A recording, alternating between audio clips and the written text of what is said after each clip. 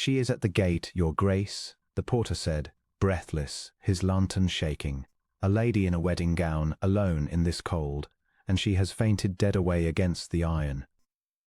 Adrian Thorne, Duke of Ullenmoor, set down his glass without tasting the wine, and for a moment the great library seemed to tilt around him. Bride, at his gate.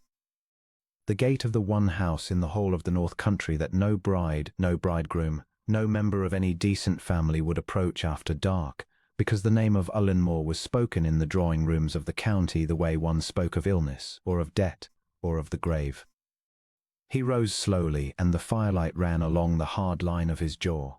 "A lady," he repeated, "in a wedding gown. You are certain? White silk, your grace, and half of it in the mud. She came up the drive on foot, no carriage, no maid, nothing. I called to her, and she did not answer, only reached the gate and went down like a felled thing. Tolliver is with her now. I did not know whether to, that is, I did not know if your grace would wish. Whether I would wish a woman to freeze to death outside my walls to satisfy the county's opinion of me," Adrian said, and the porter had the grace to flush. "Fetch a hurdle, fetch 2 of the grooms, and send word to Mrs. Ferrers to make ready the blue room and to bring warm bricks and dry linen. Go." The man went, and Adrian stood alone a moment longer in the vast, cold-hearted house that had been his and his father's and his grandfather's, a house that the neighbouring gentry crossed themselves against. Then he took up his own coat from the back of the chair, heavy grey wool, plain, for he had long ago given up dressing for a society that would not have him, and strode out into the dark. The wind on the terrace steps took his breath. It had turned to that cutting northern cold that comes down off the moors in the last weeks of autumn, when the bracken has gone the colour of old blood and the sky is the grey of a drawn sword. He came down the drive at a pace that had the 2 grooms trotting to keep up, and there, at the black iron gate that bore the twisted device of his house, he saw her. She lay half against the gatepost, half in the wet grass, and the moonlight lay in her the way it lies on marble in a churchyard. She was young, that much he saw at once, younger than he by more than a decade, and her gown had once been very fine. Now the white silk was grey to the knee with mud, the lace at one shoulder was torn clean away, and the hem was ripped as though she had walked a great distance through gorse and briar. Her dark hair had come down from whatever careful arrangement had crowned it that morning, and it lay across her cheek and throat in ropes damp with the mist. A single pale flower, some hothouse thing meant for a bride, still clung crushed to the ribbon at her breast. Adrian knelt in the mud without a thought for the wool of his coat. He put 2 fingers to the side of her throat, a pulse, thin, quick, cold, but there. Her lips had gone the blue of skimmed milk, and when he touched her cheek it was like touching stone left out all night. "She is alive," he said. "God knows how. Tolliver, your coat. No, both coats. Wrap her, you there, take her feet. Gently, if you value your place." He slid one arm beneath her shoulders and the other beneath her knees and lifted her against his chest, and she weighed no more than a coat full of rain. Her head fell against his shoulder as though she had chosen it, and he felt the terrible cold of her through his shirt. He carried her himself. He would not put her on the hurdle. He carried her up the whole length of the drive, and up the terrace steps, and through the great door that had not admitted a welcome guest in longer than he cared to count, and the grooms went ahead of him with the lanterns. And the housekeeper, Mrs. Ferrers, met them in the stone hall with her hands already full of warmed linen and her sharp old face gaunced with pity. "A bride," Mrs. Ferrers breathed. "Oh, the poor lamb! Whose is she? Where has she come from?" "I do not know," Adrian said. "Nor do I much care, tonight. The blue room, bricks in the bed. Get those wet things off her, you and Sarah, not I, and rub the warmth back into her hands and feet, and send Dobbs to ride for Dot Ainsley in Harrowby, though the horse breaks its neck doing it." They moved. The whole slow, resentful, half-empty house came suddenly alive, and Adrian laid the girl down upon the counterpane of the blue room himself, before he would surrender her to the women, and for one moment, in the candlelight, he looked down into her face. She had a gentle face even in its distress, a soft mouth, dark brows, a small stubborn chin. He did not know her. He was certain he had never seen her in his life. And yet as he stood there a strange conviction settled on him, cold and sure as the frost on the glass, that this stranger, this ruined bride blown to his door out of the dark, was going to change the whole course of a life he had long since given up as spoiled. Then Mrs. Ferrers shooed him out, and he went and stood in the passage, and he did not go to his bed. He did not sleep at all that night. Dr. Ainsley came near 2 in the morning, muddy to the thigh, and was closeted with the women a long while, and when at last he came out to where Adrian waited by the passage window, he wiped his spectacles and looked grave. "She lives," Ainsley said. "That is more than I would have wagered, coming up your drive. Another hour in that cold, and you would have had a corpse at your gate and a coroner in your hall, your grace, and you know as well as I what the county would have made of that." He said it plainly. He was one of the few men who spoke plainly to the Duke of Ullenmoor. "She is chilled to the marrow, and there is a fever coming. I can feel it building already. She has walked a very long way. Her feet are cut through her slippers. She has been on the road since afternoon at the least, and there are marks on her wrists." Adrian went very still. Marks, bruises, as though she had been gripped hard and not gently, and a bruise coming up along the cheekbone on the far side, where you'd not see it as she lay. Ainsley folded his spectacles away. "Somebody handled that young woman roughly today, your grace, on what should have been her wedding day. And then she was out in the world alone, with no cloak and no carriage, and she walked until her body gave out, and she gave out here." He looked at the Duke steadily.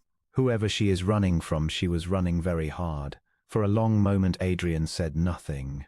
Something had risen in him that he had thought long dead, something he distrusted in himself, because it had cost him so dearly the last time he had let it live. A black, cold, protective anger, the anger of a man who cannot bear a defenseless thing to be hurt. "She stays here until she is well," he said at last, "however long that is. See to whatever she needs and send the accounts to me. And Ainsley, this does not travel to Harrowby, nor to the Rutherfords, nor to anyone. Not one word. Do you understand me?" "I have kept your family's counsel 40 years, your grace," the doctor said mildly. "I shall keep this." The fever took her that night and did not let go for 3 days. Adrian did not remember another 3 days like them. He, who had learned in a hard school to feel as little as a man may, found himself unable to leave the house, unable to attend to the letters and the rents and the endless grim business of an estate that hung always half a season from ruin. He prowled the passage outside the blue room. He questioned Mrs. Ferrers a dozen times a day. On the second night, when the girl's fever climbed so high that she thrashed and cried out, and the women could not hold her still, he went in himself, in his shirt sleeves, and sat by the bed and held her burning hands in his cool ones and spoke to her low and steady the way he spoke to a frightened horse, though she could not hear a word of it. And in her fever she spoke. She spoke of an altar and of a man who did not come, and of laughter, dreadful laughter. She said everyone was laughing, and of a letter, over and over a letter, the letter. He has the letter. Oh, someone must not let him. She wept for a man named Papa, dead. She said he was dead and cold in the ground and could not help her now. She cried out once, sharp and clear in the dark, "You would not do this if my father were alive," and Adrian felt the words go into him like a splinter. And once, near dawn, when her fever broke a little and she quieted, she opened her eyes, a clear grey. He saw grey as the moor sky, and looked straight at him without seeing him, and said in a small, wondering, exhausted voice, "Are you the ferryman?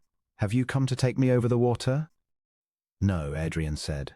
"You are not going over any water. You are going to stay here and grow strong. Sleep now." And, obedient as a child, she slept. Her fever broke for good on the 3rd day, near noon, with a thin sun struggling through the mist over the moor and the first true easing in her breath. Mrs. Ferrers came to find the Duke in the library where he sat pretending to read a book. He had not turned a page of in an hour. "She's woke, your grace," the housekeeper said. "Woke proper, in her right mind, and taken a little broth. She's weak as a kitten and frighted half to death. She does not know where she is nor how she came here, and when I told her whose house this was she went white as her gown." Mrs. Ferrers hesitated. "I think she's heard the name Ullenmoor before, your grace, and not for any good." "No," Adrian said. "I don't imagine she has heard it for any good." He set down the book. "Does she ask for anyone? Is there anyone to be sent for? She begs that no one be told. She caught at my hand and begged it. She says if it is known where she is, it will be the ruin of her, and begging your grace's pardon, the ruin of you." The old woman's brow creased. She seems to fear for you as much as for herself, your grace, which is a strange thing in a stranger. Adrian rose. I will see her. She's not fit for. I will see her, Mrs. Ferris, and you will stand at the door the whole time, so that there can be no talk. I am not a monster, whatever the county says, and I'll not have a frightened girl think she's alone in a lion's den. He straightened his coat. But I will know who she is and who has done this to her. She has been 3 days under my roof, and I do not so much as know her name. He climbed the stair with a strange reluctance he could not have named. At the door of the blue room he paused and knocked at a door in his own house, and heard a small, wary voice bid him enter. She was propped against the pillows, wrapped in one of Mrs. Ferris's own shawls, her dark hair braided loose over one shoulder by the women's kindness. The fever had left her pale and hollow-eyed, but the grey eyes that lifted to his were clear now, and clear-sighted, and afraid, and also, he saw, unbowed. She looked at him the way a cornered creature looks at the thing that has cornered it, with fear, and with a desperate gathering courage. You are the Duke of Ullenmoor, she said. It was not a question. I am, Adrian said, and stood where he was by the door, so as not to loom over her. And you, madam, have been 3 days a guest in my house, and I still have not the honour of your name. Her chin came up. He saw her decide to be brave. He saw, too, the exact moment she remembered what her family had surely taught her about this house and this man, and he watched her frighten herself with it, and hold steady all the same. My name, she said, is Rosalind Vereker. She watched his face. You will know the name, I think. He did. He knew it the way a man knows the name of the blade that scarred him. Vereker. The Verekers of Marin Hall. The family that had, 30 years before, broken his own father in the courts and the county over a strip of disputed land and a debt and a lie, and set the whole country against the house of Ullenmoor, and never once in 3 decades let the feud grow cold. He had carried a Vereker in his arms out of the frost. He had sat 3 nights by a Vereker's bed and held her burning hands and begged her to live. Yes, Adrian said quietly. Miss Vereker, I know the name very well. She did not flinch, though he saw the effort it cost her not to. Then you will understand, she said, why I would rather have died at your gate than knock at it. My father taught me your name as other fathers teach their children the names of wolves. If I had known whose door I fell against, I should have crawled on to the next one. There is no next one, Adrian said. There is nothing beyond my gate for 11 miles but the open moor, and in the cold you were in, you would not have lasted 2 of them. So you fell against the right door, Miss Vereker, whatever your father would have said of it. He drew the plain wooden chair a little away from the bed and sat, so that he was no longer standing over her. You have been very ill. You have said a great many things in your fever that I would rather you knew you had said, so that you are not deceived into thinking your secrets are still your own. You spoke of an altar, of a man who did not come, of laughter, and of a letter that someone holds, and that you are afraid of. The little colour that had come back to her face drained out of it again. What else did I say? That your father is dead, that whoever did this to you would not have dared it if he had lived. And you asked me, he added more gently than he had meant to, whether I was the ferryman, come to take you over the water. I told you that you were staying on this side of it. I hold to that. For a moment Rosalind Vereker looked at him as though she could not make him fit any shape her mind had ready for him. Then, to his alarm, her grey eyes filled, and she pressed the back of her wrist to her mouth and turned her face away, and her shoulders shook. He had faced ruin, litigation, the county's contempt, his own black nights, without a tremor. He did not in the least know what to do with a weeping woman. He looked helplessly at Mrs. Ferris in the doorway, who gave him a look that said as plain as speech, "Let the poor thing weep, it will do her good." And so he sat and waited, and did not touch her, and after a while the storm passed. "I am sorry," Rosalind said at last, wiping her face with the heel of her hand like a schoolgirl.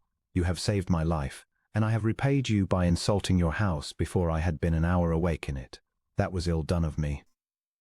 My father would have been ashamed of me for it, whatever he thought of you. Your father sounds a formidable man. He was a good man," she said, and her voice cracked on it. "That is the whole of my trouble, your grace. He was a good man who trusted the wrong people, and he died 2 years ago, and everything he had passed into the keeping of my uncle, his brother Sir Marcus Vereker, and my cousin Julian, and since that day, stone by stone, they have taken everything from me. My mother is long dead. I had no brother. I was an heiress once, they tell me. Marin Hall was to be mine, and the greater part of my father's fortune.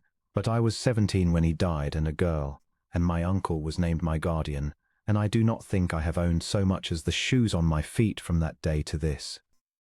Adrian said nothing. He had known Sir Marcus Vereker by reputation for 20 years. A smooth, smiling, plausible man, forever in and out of the assembly rooms of the county, forever borrowing on the promise of the Vereker estate. A man of debts and charm and no visible means, whom everyone liked and no one quite trusted. And a cousin, Julian, a hard young Adrian had seen once or twice at a distance, all high collars and cold eyes. "Tell me about this morning," he said. She told him. She told it flatly at first, the way people tell the worst things, holding them at arm's length. She had been betrothed, arranged by her uncle, of course. She had had no more say in it than in anything else, to a Mr. Crispin Ashworth, a young gentleman of good family, and she had been given to understand comfortable means. She had not loved him. She had scarcely known him. But he had seemed mild and civil, and she had thought, God help her, that any household would be gentler than her uncle's, and so she had consented to the match, and the day had been fixed, and the settlements drawn. And this morning she had been dressed in her mother's altered gown and taken to the church at Nethercote, and stood at the rail before the whole of the county. And he did not come, she said. He did not come, she went on, when she could, for a full hour. And when at last there was a stir at the back of the I thought, I let myself think, that he had only been delayed, that all would yet be well. But it was not Crispin who came up the aisle. It was my uncle and my cousin Julian and Crispin's father, and their faces. I shall not forget their faces if I live to be 100. My uncle stood before the whole church, and he said, quite calmly, quite kindly, so that everyone should hear him being kind, that there had been a discovery. That my father's fortune, which everyone believed I would bring to the marriage, did not exist, that it had been, his word, dissipated, years ago, and that in honour he could not allow the Ashworths to be deceived into a beggar's match, and that the wedding could not go forward. And Crispin's father took Crispin away, and the whole church looked at me, and someone laughed. She swallowed, and my uncle came and took me by the arm. You have seen the marks, I think, and led me out to the porch, in front of them all, and he said, lo, only for me, that I had cost the family a great deal of trouble and had best make myself scarce, and that Marin Hall had no further room for a penniless niece who could not even secure a husband. And then he let go of my arm and turned his back and went in to make his apologies to the Ashworths. And I was standing in the churchyard in my wedding gown with nowhere in the world to go. Adrian's hands had closed slowly into fists upon his knees. He made himself open them. And the fortune? Was it truly gone? That is what I cannot make anyone believe, Rosalind said, and now something fierce came into her wet grey eyes, some spark of the thing that had kept her walking 11 miles through the gorse. My father was not a careless man, your grace. He was a careful, exact, methodical man. He kept his own books. He wrote everything down. In the last year of his life, when he was already ill, he told me, he took my hands like this, and he told me, Rosalind, whatever they say to you when I am gone, there is money, and it is yours, and it is safe. And the proof of it is where none of them will think to look.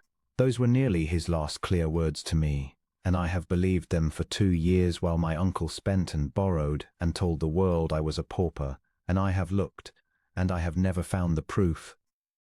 And this morning I understood at last that they mean me to be a pauper whether I am one or not, because a penniless girl with no name and no protector cannot make trouble, and an heiress can. The letter, Adrian said. She looked at him quickly. You are sharp, your grace. I have had to be.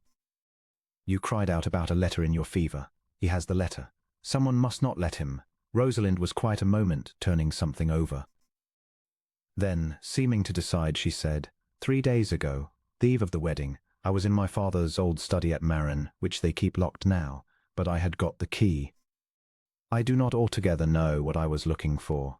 I think I only wanted to sit among his things one last time before I gave myself to a stranger. And I found, slipped behind the drawer of his writing desk, a letter, not finished, in his hand. Begun to a man in London, a lawyer, I think, a Mr. Pennington of Gray's Inn, for the direction was on it, and it spoke of the deposit and of the account at Hartwell's, and of documents lodged for safety against my brothers in Providence. And then it broke off. He must have been taken ill or interrupted, but it was proof, your grace, the first true proof in 2 years that my father had told me the truth, that there is money, and where to begin to look for it. Her hands twisted in the shawl, and my cousin Julian found me with it. He came in and found me reading it, and he saw my face, and he understood at once what it was.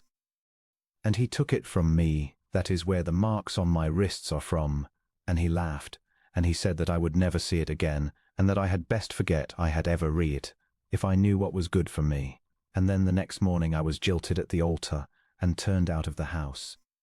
So you will understand, she finished very low, why I think that these two things are not two things at all. Adrian sat back. The room was very quiet. Outside, the more wind pressed against the old glass, and a coal shifted in the grate. He was aware, distantly, of the sheer strangeness of the hour, that he, the Duke of Ullenmoor, whose father the Vereckers had ruined, should be sitting at the bedside of a Verecker and feeling, with every word she spoke, the old hard case of his heart being pried open against his will. Miss Verecker, he said at last, I am going to say a thing to you plainly, because I think you have had enough of people who are kind to your face and cruel behind it. My family and yours have hated each other for 30 years. Your grandfather and your father did my father a great wrong, took land that was ours, broke his health in the courts over it, and left this house what you see, a great cold shell that the county will not enter. I was raised on that grievance the way you were raised on my name. If you had asked me a week ago whether I would ever willingly do a kindness to anyone bearing your name, I should have laughed in your face. I know it, she whispered. That is why I am afraid. Then hear the rest. Because I find I do not much care tonight what your grandfather did to my father. You did not do it. You were not born when it was done.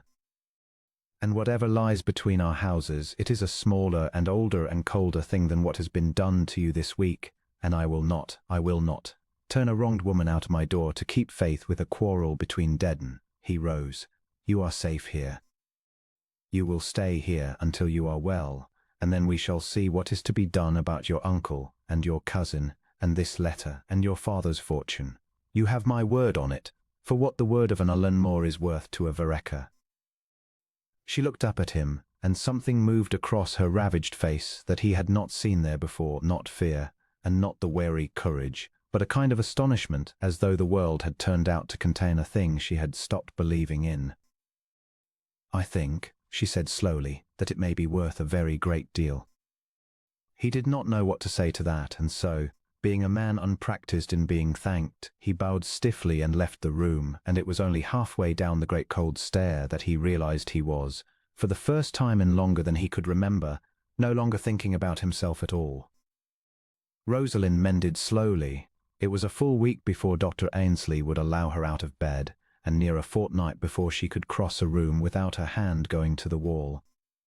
Adrian, who had lived alone in the great house so long that he had half forgotten the sound of another person moving through its rooms, found the days reorganized themselves around her without his quite deciding that they should. He would not have called on her, at first, more than propriety and hospitality required. He was a man who had built his solitude carefully as a defense, and he distrusted anything that breached it. But she was there, in his house, mending under his roof.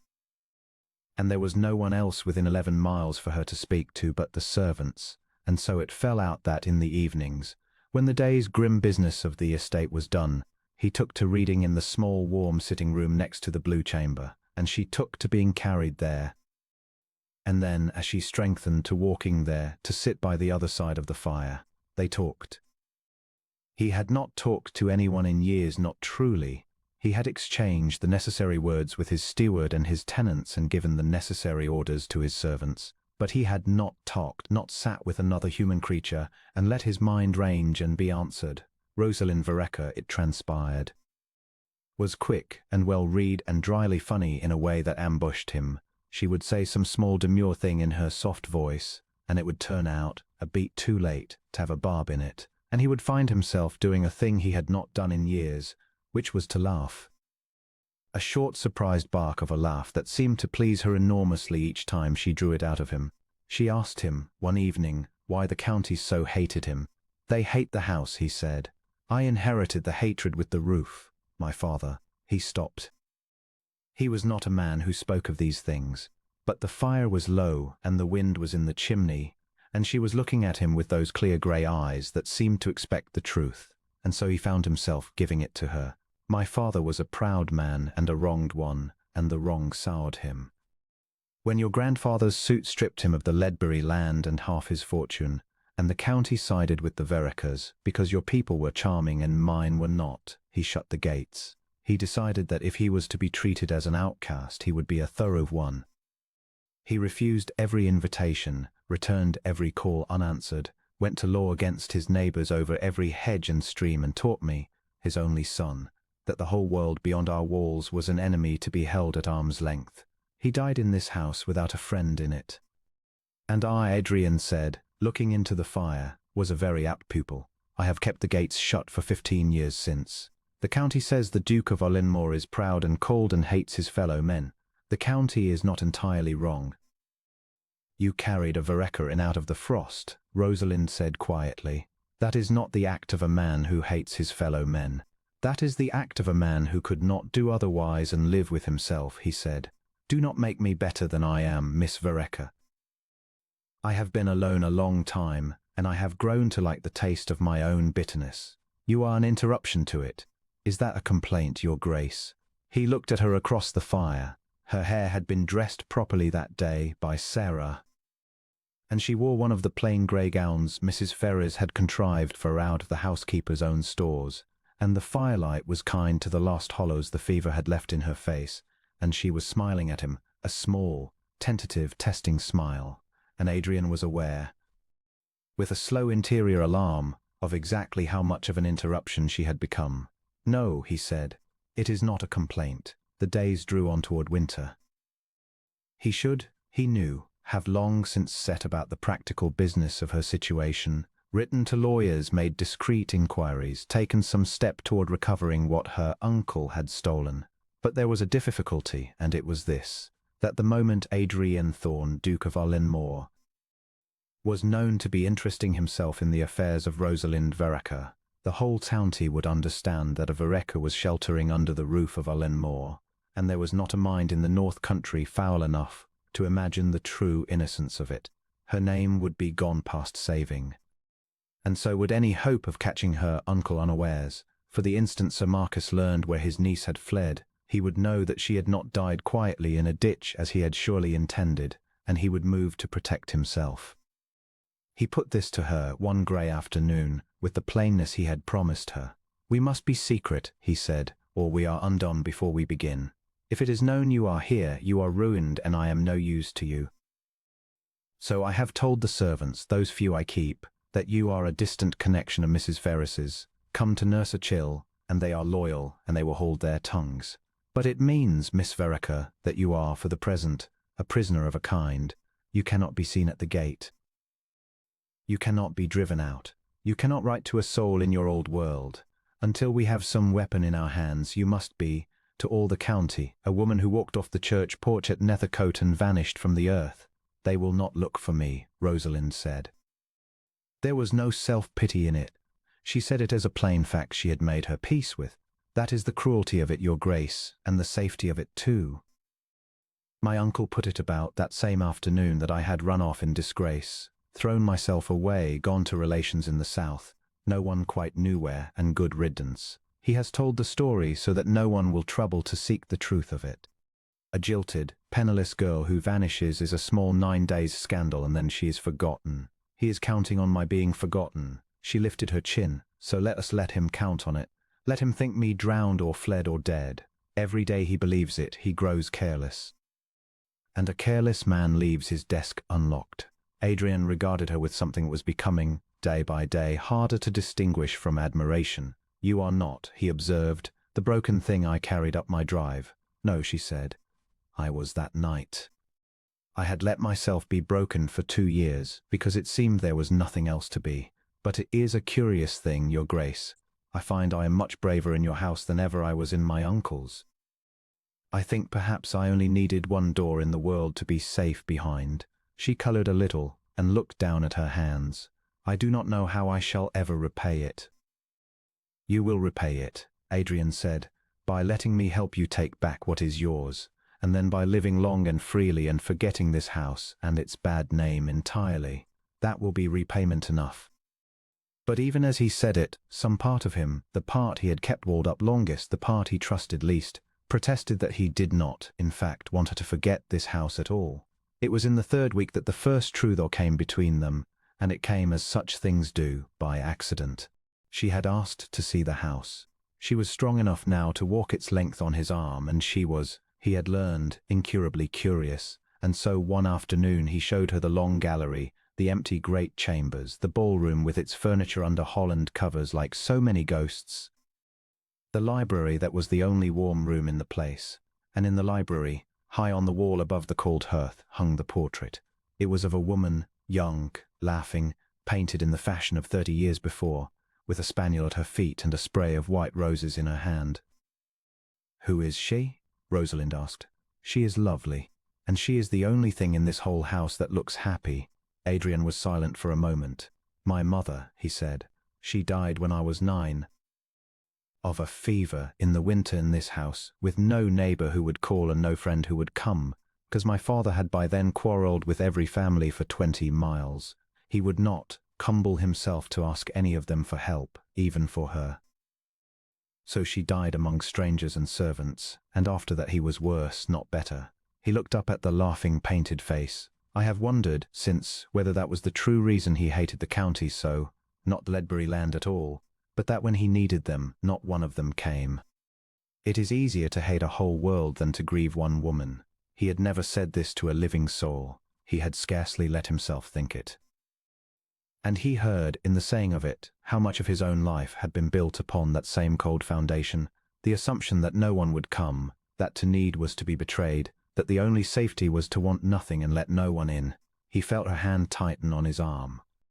I am sorry, Rosalind said, and then, after a moment, with a gentleness that went into him deeper than any argument, but someone did come in the end, to your gate in the cold, and you let her in. Adrian looked down at her, at the small, upturned, steady face, the grey eyes gone soft, and felt the last stone of some old defence he had held for 30 years shift beneath his feet, and understood with a kind of terror that he was in a great deal more danger than any Vereker had ever put him in before. The wariness did not leave her all at once, and Adrian would not have trusted it if it had. She had been taught to fear his name from the cradle. She had been taught, harder still and more recently, that kindness was a thing men wore to hide a knife. And so in the first weeks she watched him, he was aware of it and did not resent it, with the close attention of a creature that has been hurt learning whether the hand held out to it will strike. He set himself, without ever saying so, to earn her. He did it in small ways, because he had learned from her the value of small true things. When Dr. Ainsley said she must have broth and beef tea, and could not yet manage the plain hard fare of a bachelor's house, Adrian, who had not troubled himself about his own table in years, quietly turned over the whole matter of her feeding to Mrs. Ferris with an open purse and a short instruction. Whatever the young lady will eat, get it. When she said, shyly, one grey afternoon, that she missed reading more than anything, that her uncle had let her have no books at Marin. Thinking a girl with a book a girl with ideas above her station, Adrian said nothing at all, but the next morning there appeared in the little sitting-room a whole small library carried down from the great cold shelves upstairs, novels and poetry and histories, and a book of engravings of Italian gardens that made her sit for an hour turning the pages with her lips parted like a child at a window. He never mentioned it. He only watched, from behind his own book, the pleasure moving across her face, and found that another man's pleasure, honestly given, warmed him more than any pleasure of his own had done in years. And once, this was the turning, though neither of them knew it at the time, she woke screaming in the night. He heard it from his own room, a thin high cry cut off short, and was in the passage before he had thought, and found Sarah the maid already at the blue room door wringing her hands. And inside, Rosalind sitting bolt upright in the dark with her hands pressed over her mouth and her whole body shaking, caught still in the country of some dream she could not climb out of. She was crying out, low now, broken about the church and the laughter and the cold and her father dead and unable to help her. Rosalind, Adrian did not go near the bed. He stopped in the doorway and spoke low and steady, the voice he used on the frightened and the wild. Rosalind, you are awake. You are Ullenmoor. You are safe. No one is laughing. There is no altar. Your uncle is 11 miles away behind his own walls and cannot reach you.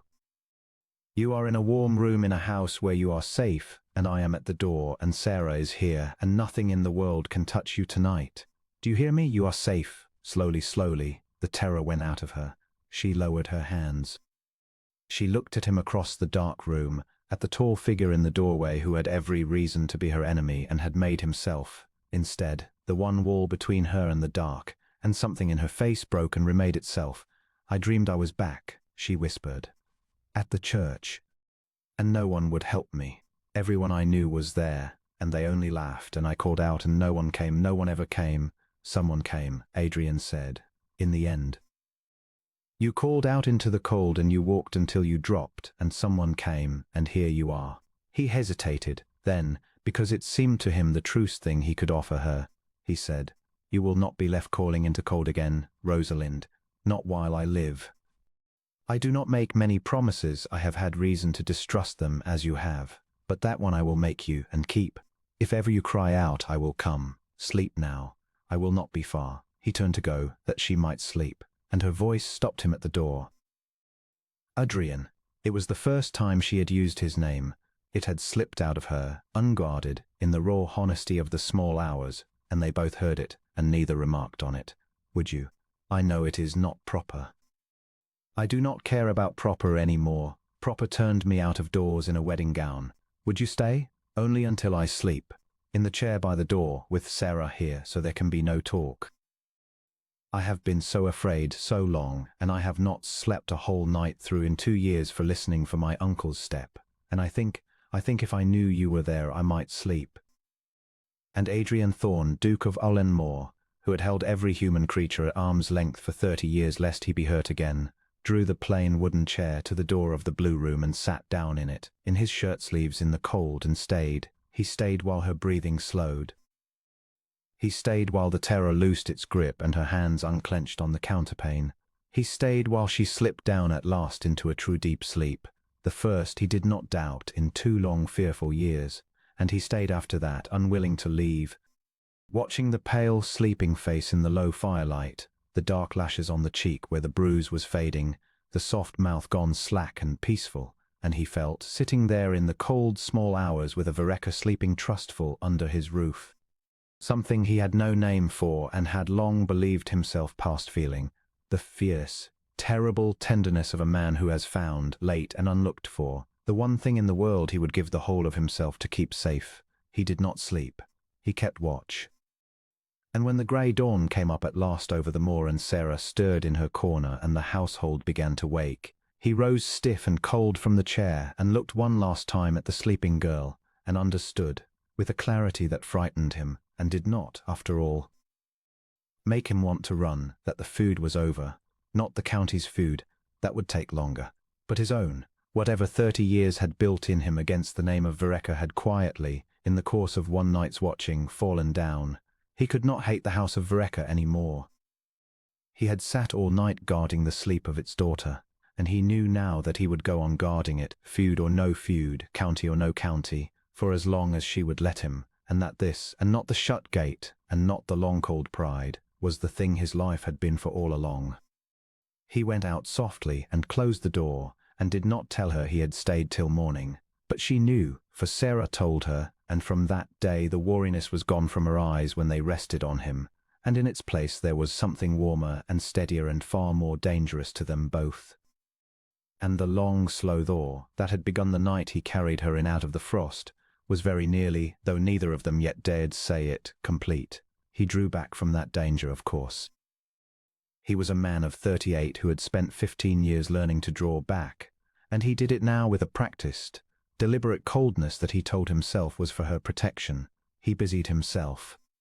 He turned the whole of his considerable, long idle mind to the problem of Rosalind Vereker's stolen inheritance, and made it a matter of strategy, of documents and law, so that he need not think of it as a matter of the heart.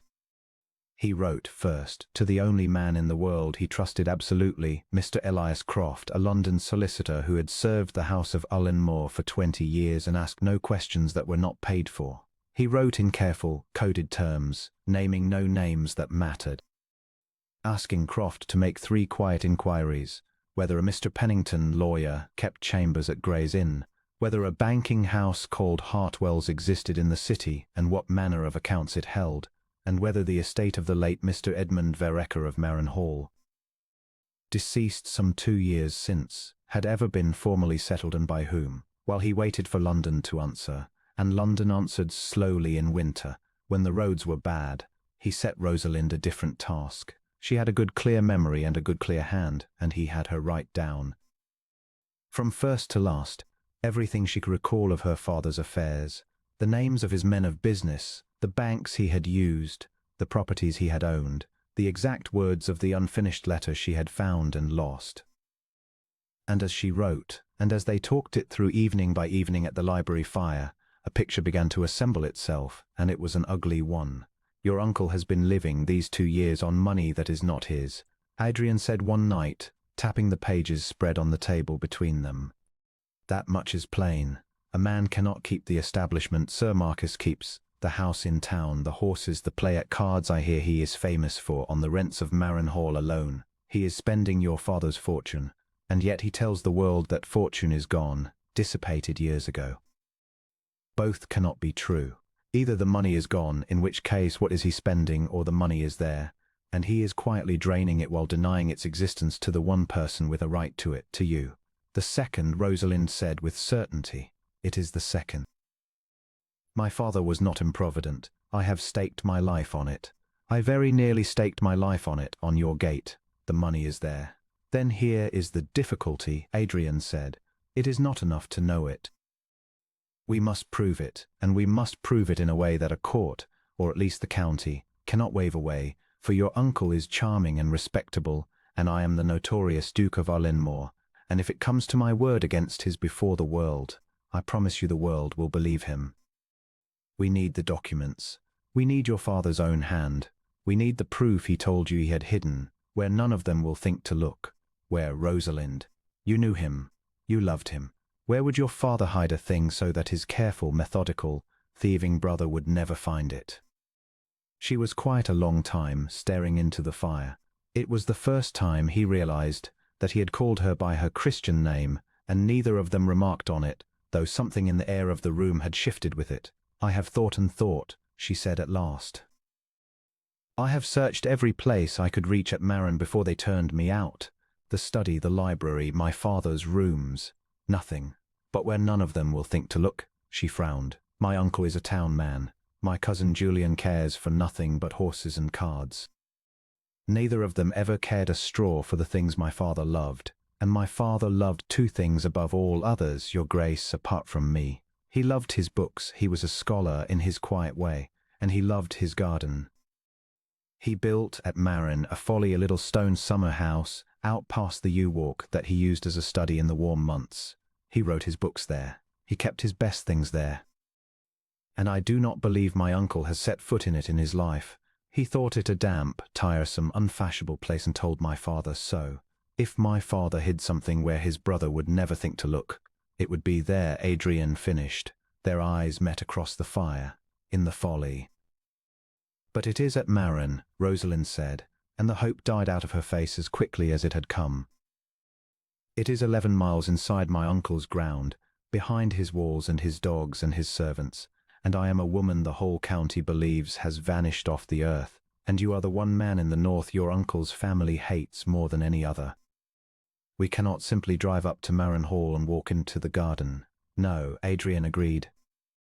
We cannot. He rose and went to the window and stood looking out at the black moor, and she watched him think. She had come to like watching him think. He had noticed the way the hard face went still and inward. But I have lived at war with the county for 15 years, Rosalind, and a man learns things in a long war. Your uncle keeps Christmas at Marin, does he not? Great open house, all the county in cards and dancing, the doors thrown wide. Every year. she said slowly. It is the one time Marin is full of people who are not watching. Half the county passes through. My uncle loves to play the great host. Why? Because a house that is full of strangers, Adrian said, turning from the window with a light in his dark eyes she had not seen there before, is a house in which one more stranger is not remarked. And because among the genial host to 200 guests has no attention to spare for a quiet figure slipping out past the yew-walk in the dark, he came back to the fire. It is 3 weeks to Christmas. In 3 weeks your uncle will fill his house with the whole county. And on that night, Rosalind Vereker, you and I are going to walk into your father's garden and take back what is yours. She stared at him. You would do that? You would set foot in a Vereker house at a Vereker's own Christmas, for me? I would do a great deal more than that for you, Adrian said before he had decided to say it, and then, appalled at himself, added stiffly, that is, I have taken your cause as my own, Miss Vereker, and I do not do things by halves. We will need a plan and disguises, and a great deal of nerve. But it can be done. She was looking at him in a way that made it very hard to keep his eyes on the fire. There it is again, she said softly. There is what? Miss Vereker, she said. You call me Rosalind when you forget to be afraid of me, and Miss Vereker when you remember. I have been counting. She smiled, that small ambushing smile. You have called me Rosalind 4 times tonight, your grace. He should have said something cold. He had a whole armory of cold things ready, 15 years' worth. He found he could not reach a single one of them. Adrienne, he said instead, if we are to be conspirators, Rosalind, you had best call me Adrian. It is a poor sort of accomplice who your grace is a man she is about to help commit a housebreaking. Her laugh was low and warm and delighted, and it did something to the cold old library that 30 years of firelight had never managed to do. The next 3 weeks were, Adrian would think afterward, the happiest of his adult life, and he had not the sense at the time to know it, or the courage to name it. They plotted like children. They spread out on the library table the plan of Marin Hall as Rosalind remembered it, every door and passage and garden path, and drew it and redrew it. He taught her to be steady, to walk slow, to keep her hands still when her heart raced. The discipline of a man who had spent his life keeping still under the eyes of enemies. She taught him, without in the least meaning to, a thing he had thought forever lost to him, how to hope, for she hoped. Even robbed, jilted, hunted, homeless, this astonishing girl hoped, planned for a future, spoke of the books she would read and the good shoe and the garden she would grow when Marin was hers again, and did it all with such warmth and certainty that he, the great cold Duke of Ullenmoor, found himself hoping too, found the frozen ground of his heart breaking up under him like the moor in a March thaw. And more than once over the plan of Marin Hall, their hands met reaching for the same corner of the map, and neither drew back quite so quickly as propriety required. And the fire crackled, and the more wind pressed at the glass, and Adrian Thorne knew himself to be falling, past all saving, in love with the one woman in England he had every reason in the world to send away. Croft's letter came at last, 10 days before Christmas, mud-spattered and thick, carried up by a special messenger for whom Adrian had paid a small fortune. Adrian read it standing in the stone hall, and Rosalind, watching from the stair, saw his face change and came down. She said, "Tell me. I would rather have it whole than by degrees." He handed her the pages. "Read it yourself. You have earned it." She read it by the light of the hall lamp, and he watched the colour come and go in her face. Croft had done his work. There was indeed a Mr. Pennington, a most respectable solicitor, still living, still at Gray's Inn, and Croft noted carefully, a man who had done business for the late Mr. Edmund Vereker of Marin Hall over many years, though he had had no instruction from the estate since Mr. Vereker's death, which he thought singular. There was indeed a banking house called Hartwell's, Old and Sound, in Lombard Street, and the estate of the late Mr. Edmund Vereker had never been formally settled at all. No final accounting had ever been filed, no probate concluded. Sir Marcus Vereker, as guardian and administrator, had for 2 years kept the whole estate in a kind of permanent, convenient limbo, administering it, drawing on it, but never closing it, never rendering the account that would have shown, in black and white, what had come in and what had gone out. "Do you see what this means?" Adrian said, low and intent. A man settles an estate quickly when the estate is small and honest. He leaves it hanging for years, unsettled, unaccounted, only when there is something in the accounting he does not wish the world to see. Your uncle has kept your father's estate open like an unhealed wound for 2 years, Rosalind, because the moment it is closed and the books are shown, the theft is on the record for anyone to read. Pennington could compel that accounting. He is the one man with the standing to do it, your father's own lawyer. If we can reach Pennington and give him the proof that the money exists and is being drained, he can force the whole thing into the light. Then why has Pennington not acted before? Rosalind demanded. If he was my father's lawyer, if he suspected, because he has heard nothing, Adrian said. Read the last of it. Croft went to see him.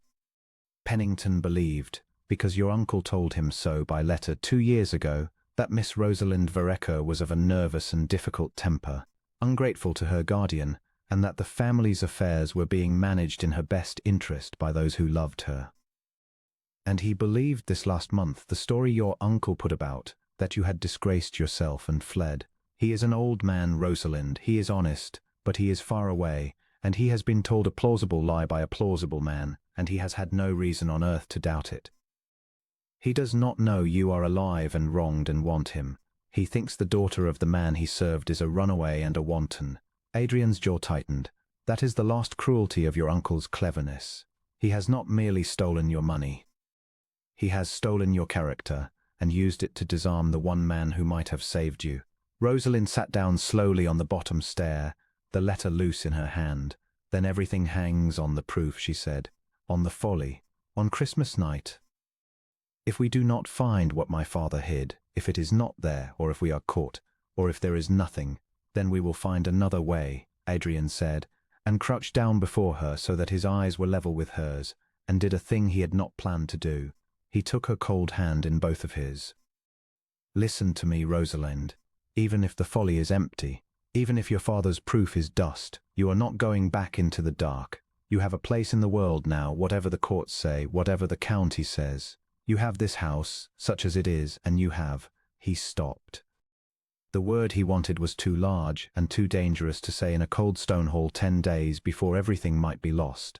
You have a friend who will not let you fall. He finished. That is settled, whatever else is not. Do you believe me? She looked down at her hand in his. Then she turned it, so that her fingers laced through his, and looked up, and her grey eyes were bright and full. I believe you, Adrian, she said. I think you may be the only thing in the world I do still believe. He should have said it then. He knew it afterward, when it was nearly too late. He should have said the whole of it, there in the hall, with her hand in his. But 15 years of drawn gates do not open all at once, and a man who has taught himself to expect betrayal cannot easily believe that he is loved. So he only pressed her hand, and rose and turned the moment back to the plan, and told himself there would be time. There is always, a man tells himself, time. There was less than he thought. For the plan had a flaw, and the flaw was this, that Adrian, in his long war with the county, had one weakness he had never learned to guard, and it was that he was proud and solitary, and therefore watched. A great house does not empty and fill and blaze with unaccustomed life for 3 weeks without the country noticing. Fresh linen had been ordered from Harrowby, a quantity of good food, a woman's shoes made up quietly by the cobbler at Nethercote from a pattern sent down. A dressmaker in the market town had had a strange commission by letter for 2 costumes suited to a Christmas masquerade, a gentleman's black domino and a lady's, both to fit measurements sent on a slip of paper. And in a county that had nothing better to do all the black winter than talk, these small things were noticed and gathered and carried, at last, to the very ears that should never have heard them. Julian Vereker was drinking in the private parlour of the Ross Arms at Nethercote, the week before Christmas, when the landlord, a talkative man, and no friend to the proud Duke who had gone to law with him twice over a right-of-way, leaned in to refill his glass and said, conversationally, that was a queer thing, was it not, the goings-on up at Ullenmoor. The cold Duke, that never had a soul to stay, laying in food and firing all his rooms and ordering up a lady's shoes and a lady's masquerade domino from the dressmaker. A lady up at Ullenmoor kept close and quiet, all this month past. Some said a French mistress, some said worse. But there was a woman in that house, sure as Christmas, and the Duke had soft as butter over her, by all accounts, which no one in the county had ever thought to live to see. Julian Vereker set down his glass very carefully. A woman, kept close and quiet, at Ullenmoor. Since about the month past. Since his cold mind made the count without his willing it. Since the very week his cousin Rosalind had walked off the church porch at Nethercote and vanished from the earth, in a direction no one had troubled to trace, on a road that led, if one followed it far enough across the moor, to precisely one house. A domino, he said aloud, softly. For a masquerade. And Christmas at Marin is a masquerade. Beg pardon, sir, said the landlord. Nothing, said Julian Vereker and smiled, and it was not a pleasant smile. He paid his reckoning and rode home to Marin Hall through the dark, and he did not tell his father what he suspected, not yet, for Julian was in some ways the cleverer of the two and preferred to be sure. But he sent, that night, a man he trusted to watch the Nethercote road, and another to make friends with the servants who supplied Ullenmoor, and he had, within 3 days, all he needed. A description from a Harrowby carter of a dark-haired young woman glimpsed once at an upper window of the Duke's house, slight, grey-eyed, prelive. So, Julian Vereker said, to the fire in his own room, turning the crushed remains of a certain letter, his cousin's letter, his uncle's letter, the letter that could hang them both over and over in his long fingers. You are not dead after all, cousin, and you have found yourself a protector. And you are both, I think, planning to come to my father's Christmas in your pretty dominoes, to creep about the house looking for what you think Uncle Edmund hid. He fed the letter at last into the flames, and watched it curl and blacken and gutter into nothing, so that no proof of that kind should ever be found. Then by all means, cousin, come. We shall be so glad to have you, and we shall be ready. Marin Hall blazed on Christmas night like a great ship lit stem to stern. Every window poured gold onto the snow. The drive was a river of carriages. The whole county, in silks and dominoes and half-masks, streamed up the steps into the warmth and the music and the smell of pine and hot wine. And into that glittering river, unremarked among 200 masked strangers, came a tall gentleman in a plain black domino with a lady on his arm, her face hidden behind a mask of black lace, her gloved steady on his sleeve, though her heart, he knew, was beating like a bird's. Steady, Adrian murmured, so low that only she could hear it. Slow. Look at the pictures on the wall as though you have all the night in the world. We are 2 dull guests who have wandered off to be quiet. No one looks twice at dullness. I grew up in these rooms, Rosalind breathed behind her mask. It is the strangest thing in the world, Adrian, to be a thief in my own house.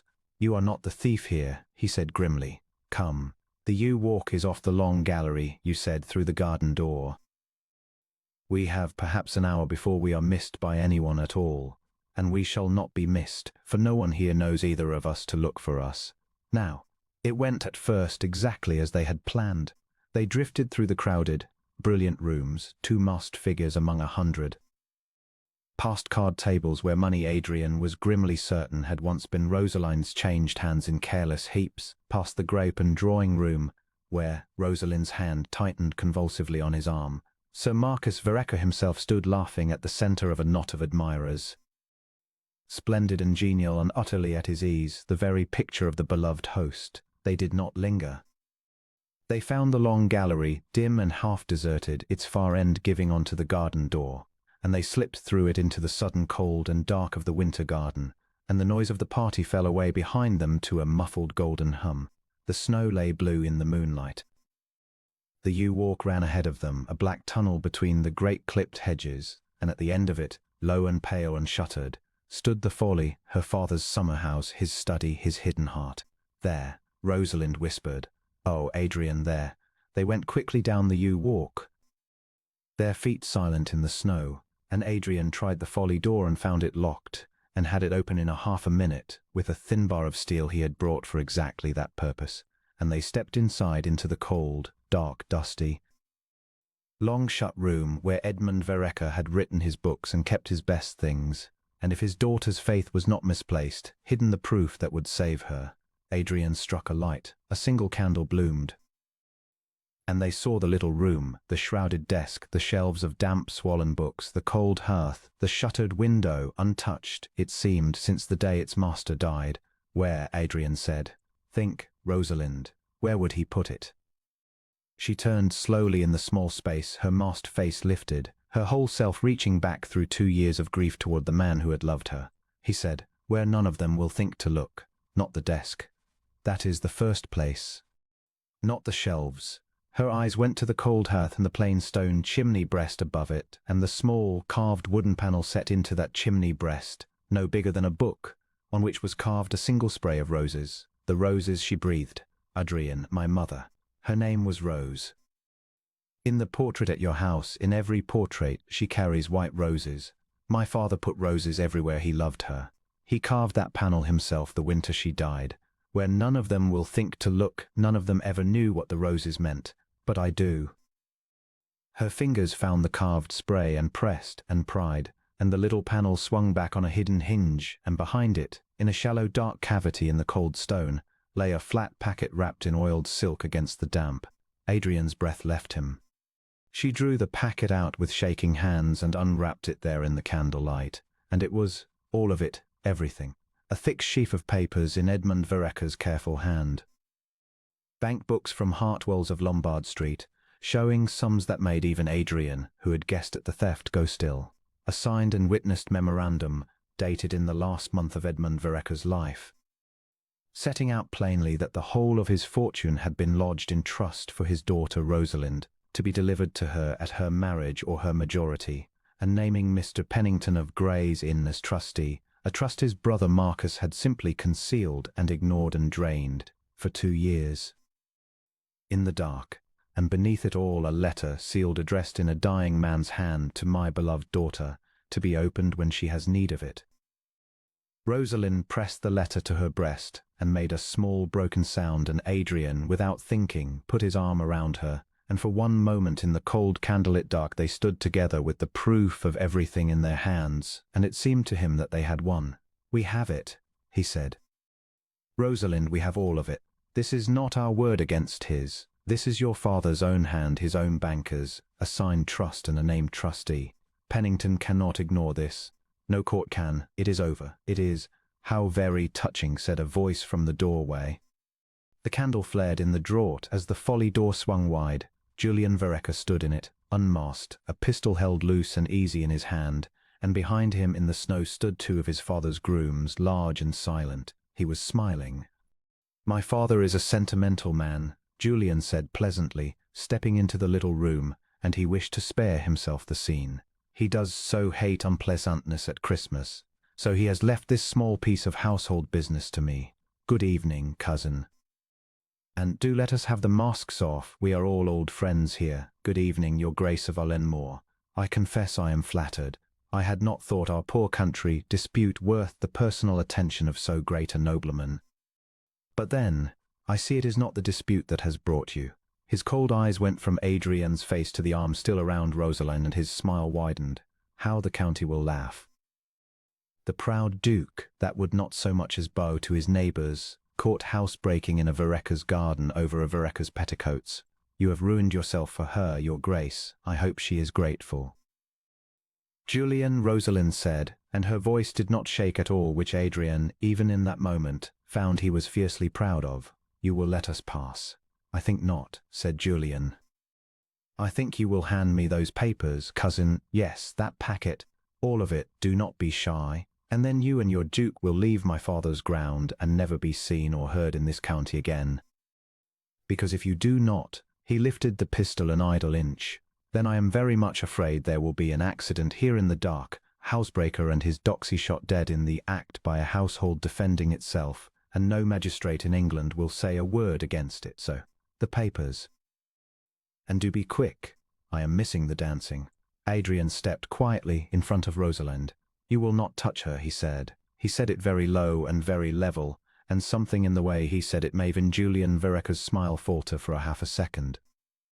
I am going to say this once, Mr. Vereker, so that you understand your position, since you seem to have mistaken it.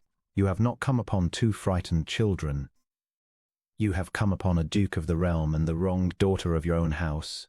holding proof of a theft that will send your father and you from a comfortable fireside to a felon's dock. You may shoot me. You are quite right that you might contrive to make it look well. But you cannot shoot the papers, and you cannot shoot the truth, and you have not the smallest notion of how many people already know what those papers say.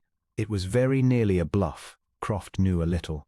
Pennington knew almost nothing yet. But Adrian delivered it with the whole cold weight of 38 years of ducal authority, and he watched it land. Croft, my solicitor in London, holds a sealed account of this whole affair, to be opened at my death or at my failure to write him by the new year. Kill me tonight, and you do not bury this. You publish it, and you hang. The pistol wavered. Julian Vereker was clever, cleverer than his father, and Adrian saw him doing the arithmetic, saw the ugly certainty dawn that this was not a bluff he could safely call. And in that half-second of wavering, Rosalind Vereker did a thing that no one in the little room expected. She had grown up in that garden.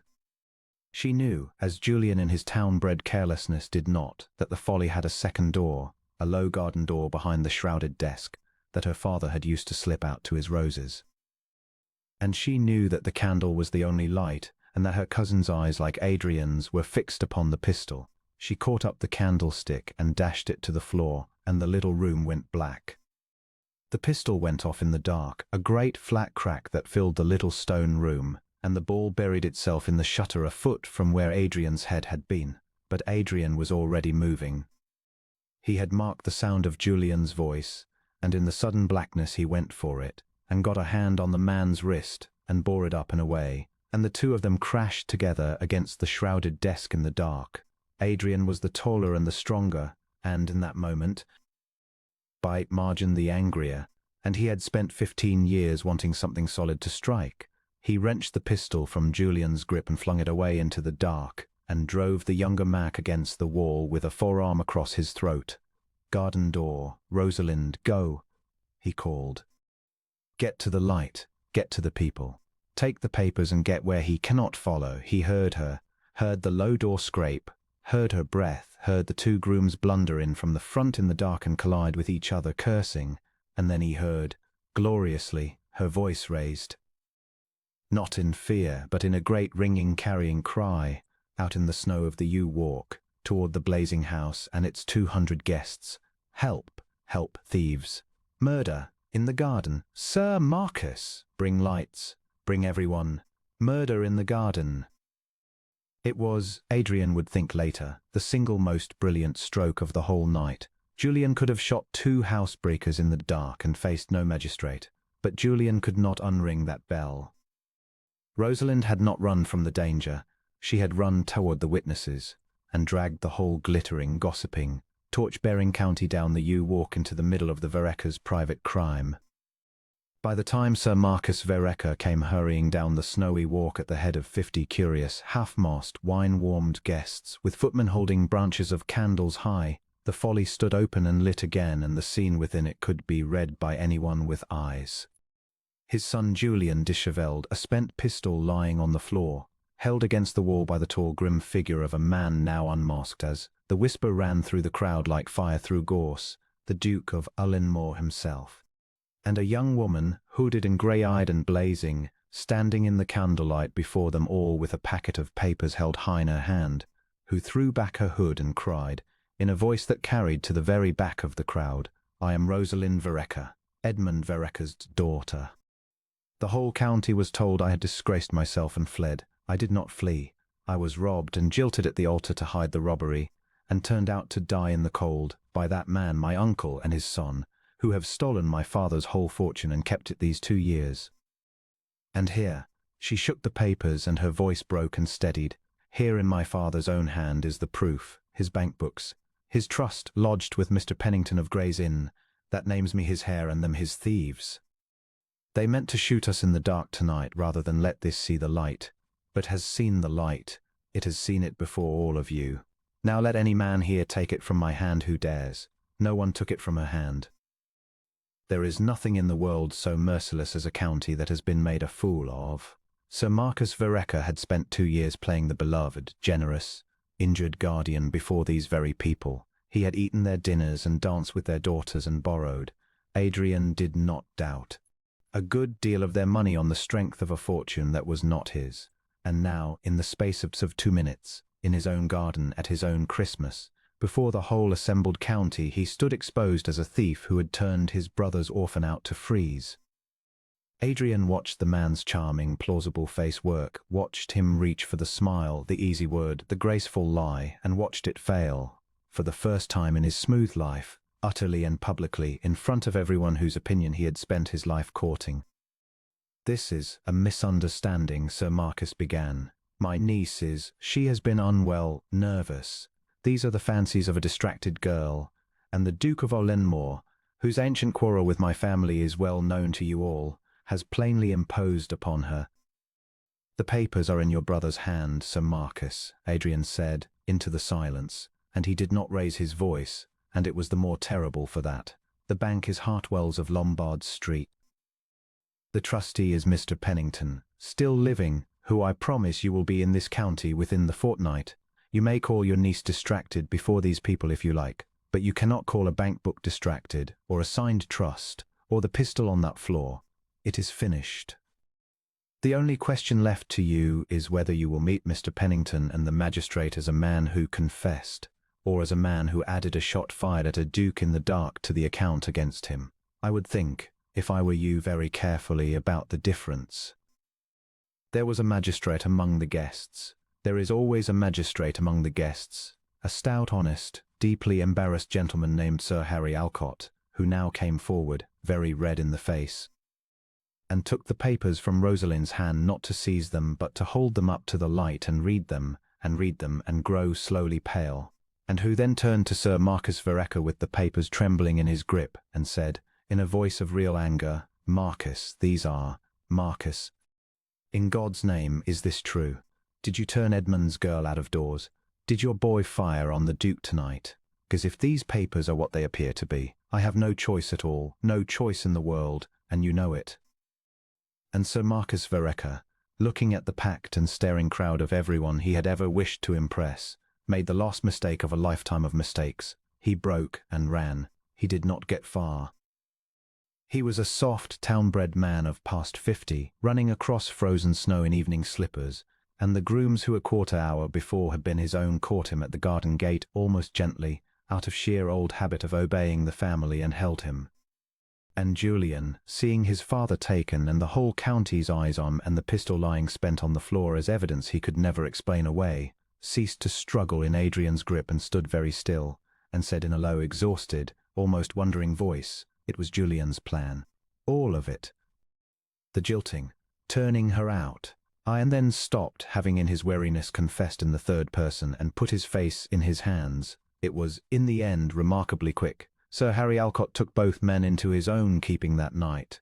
Mr. Pennington, sent for by an express that left Ullenmoor the very next morning, came north within the fortnight as Adrian had promised, a space, outraged old man who had served Edmund Vereker 40 years and could not forgive himself for having been deceived about his friend's daughter. And Pennington, with the trust deed and the bank books in his hand, unwound the whole 2 years' theft with a cold thoroughness that left Sir Marcus and Julian Vereker nothing at all. The fortune, the great real, carefully guarded fortune that Edmund Vereker had hidden behind a spray of carved roses against exactly this, was restored entire to the daughter it had always belonged to. Marenhall was hers. And her uncle and her cousin, who had schemed so long and so cleverly to make her nothing, went to answer for it before the law, and were, in the fullness of time, and to the vast and lasting satisfaction of a county that dearly loved to be scandalized, thoroughly and permanently ruined. But all that came after. On Christmas night itself, when the magistrate had led the prisoners away and the shocked, delighted, chattering guests had streamed back up to the house to spread the most wonderful story the county had had in 30 years, Adrian Thorne found himself standing alone with Rosalind Vereker in the cold and the moonlight of her father's garden, at the door of the Little Folly, with the snow blue about them and her father's last sealed letter still unopened in her hand. "Open it," he said gently. "It is addressed to you for the hour of your need. I think this is the hour." She broke the seal with trembling fingers and read it by the light of the candle he held for her, and he watched the tears come and fall and did not look away from them. And when she had read it, she folded it against her heart and looked up at him, and her face in the candlelight was so full of grief and joy and relief and something else, something that was fixed now on him, that he could scarcely bear to meet it. He says, she whispered, that he knew at the end what his brother was, that he could not prove it in time, and it broke his heart to leave me to them, but that he trusted, those his words, he trusted that if he hid the truth well enough, and if I was as brave as he believed me, then one day I would find it, and find, he says, some good soul who will stand at your side when I cannot. She looked up at Adrian, and the tears stood in her eyes and did not fall. He might almost have known you, Adrian. He might almost have written it for you. Adrian did not answer at once. He was a man who had gone 38 years without letting anyone see the whole of what was in him, and the habit did not break easily even here, even with her father's blessing all but pressed into his hand. But she was looking at him, and the snow was blue about them, and the candle flame he held stood straight and gold in the still cold air, and he understood that if he let this moment turn practical, if he began to speak of lawyers and carriages and the long ride home, he would lose something he would spend the rest of his life regretting. Rosalind, he said, there is a thing I should have said to you a fortnight ago in my cold hall when you put your hand in mine, and I was too great a coward to say it. I am going to say it now badly, because I have never said it to anyone and I have no practice at it. I do not want you to forget my house, I said, once, that you should repay me by growing strong and free and forgetting Ullenmoor and its bad name entirely, and I meant it kindly, and it was a lie. The largest lie I have ever told, and I told it to myself as much as to you. He drew a breath that shook very slightly, and she saw it, and he let her. I do not want you to forget my house. I want you to fill it. I have lived 15 years behind shut gates in the cold, telling myself I wanted nothing and needed no one, and then a ruined stranger fell against my door out of the dark and made a liar of every stone of it. You did not thaw a little corner of me, Rosalind. You took the whole of the winter out of me, and I find I would rather stand at your side as your father asked, and be laughed at by the whole county for a Vereker's Duke, and go to law over it if need be, than go back to that cold house and be its master and be, ever again, alone. For a moment she did not move at all, and he thought with a plunging heart that he had said too much, or the wrong thing, or said it too soon, that gratitude was not love, and that he had mistaken the one for the other as lonely men will.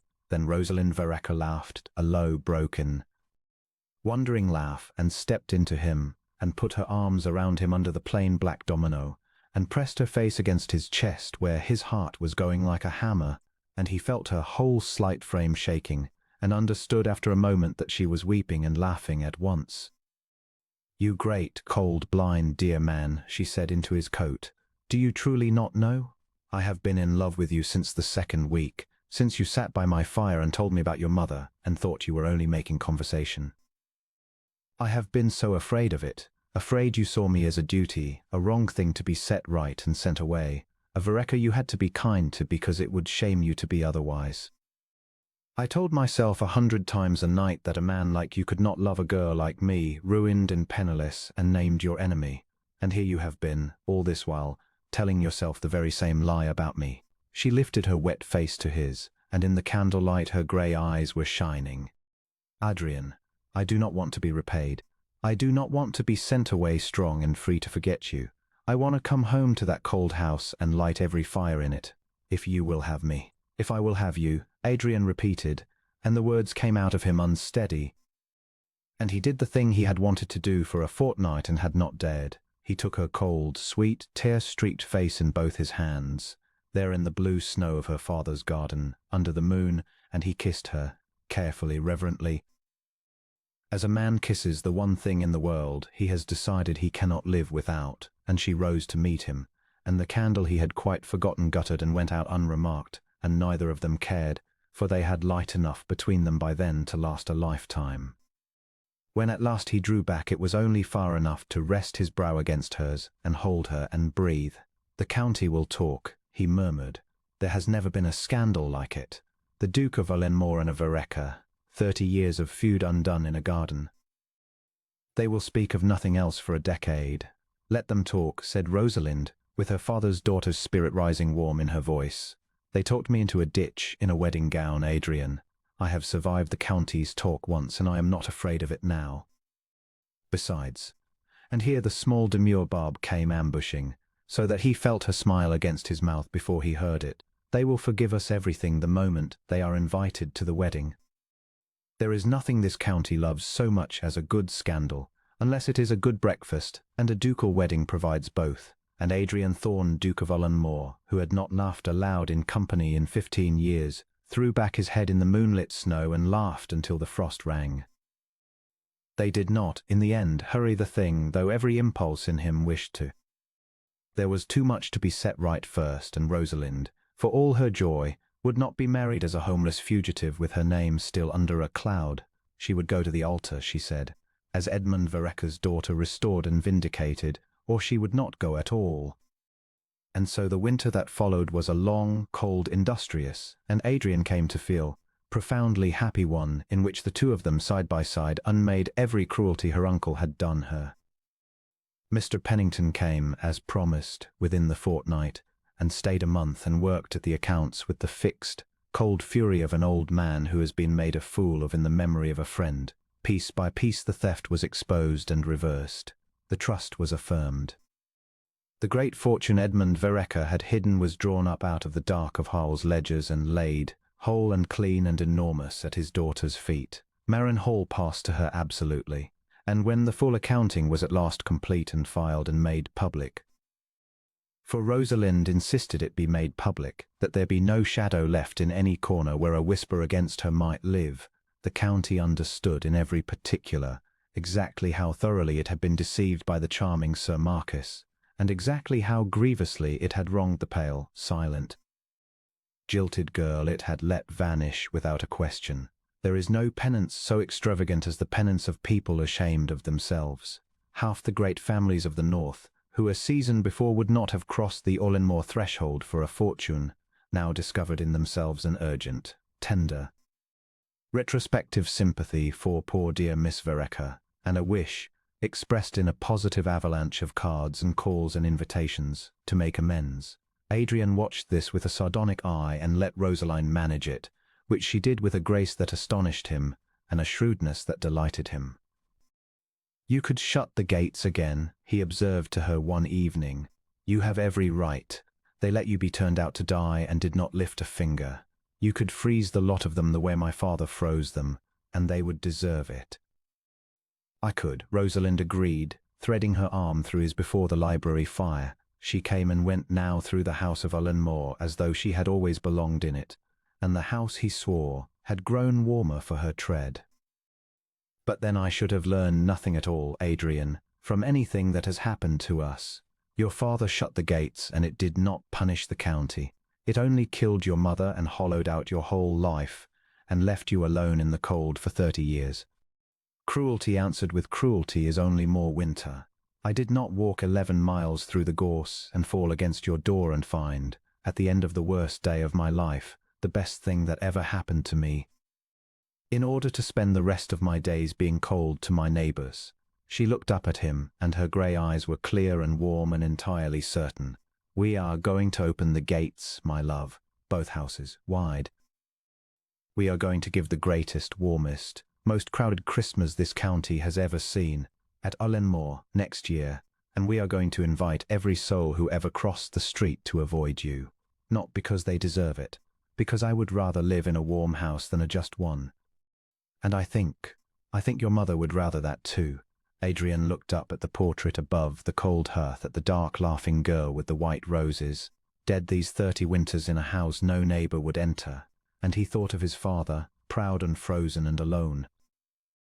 And he thought of the long shut gates and the long cold years, and how nearly he had gone the same road to the same lonely end. And he drew Rosalind closer against his side and said, in a voice not quite steady, "Yes, I think she would. I think that is exactly what she would want. God knows it is 30 years overdue.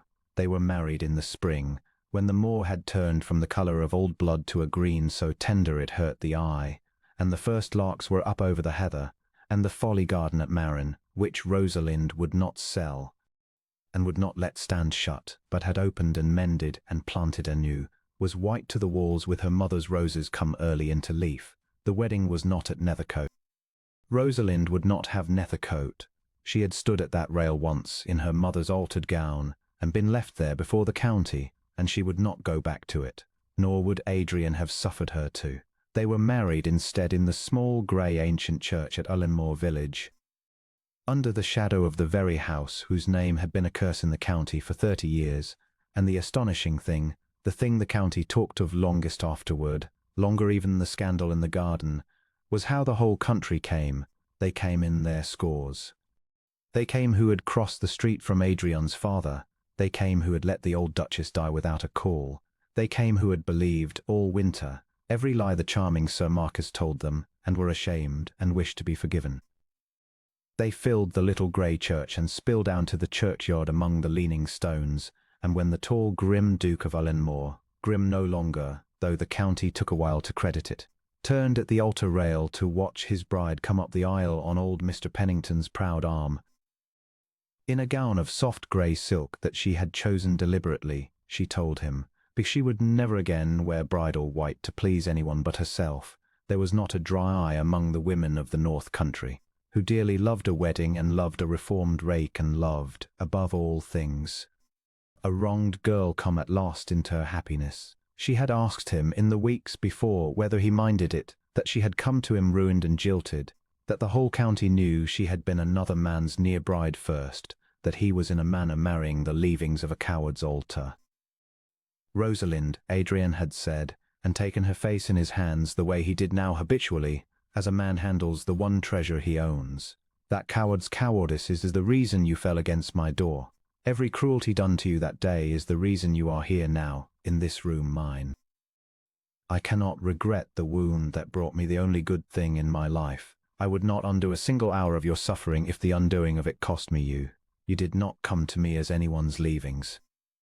You came to me as the bravest creature I have ever known, out of the cold, when you had every reason in the world to lie down in the snow and be done, and you got up, and you walked, and you found my gate. I do not think of you as jilted. I think of you as the woman who would not die. And I mean to spend the rest of my life being worthy of having been the door you chose. So she came up the aisle to him with a clear, untroubled face, and gave him her hand, and they were married. And when the old grey rector, who had christened Adrian, and buried Adrian's mother in that same churchyard with no neighbour by, and had thought never to see a Duke of Ullenmoor smile, pronounced them man and wife, the whole packed church and half the churchyard broke into such a cheer as had not been heard in that valley in living memory, and the bells of Ullenmoor rang out over the green moor for the first time in 30 years, and the sound of them carried for miles. The wedding breakfast was held at Ullenmoor. The gates stood open. Every fire in the great house was lit, in every long-shuttered room, so that the old cold shell that the county had crossed itself against blazed and glowed and rang with music and laughter and the tread of 200 guests, exactly as Rosalind had promised it should. The holland covers came off the furniture in the ballroom. The chandelier crystals, washed and rehung, caught the candlelight and threw it back in 1,000 fragments. The long gallery that had known nothing but the Duke's solitary footstep for 15 years, filled with dancing. And Adrian Thorne stood in the doorway of his own ballroom with his wife's hand in his and watched the warmth pour through the house that had been cold his whole life, and was for a while too full to speak.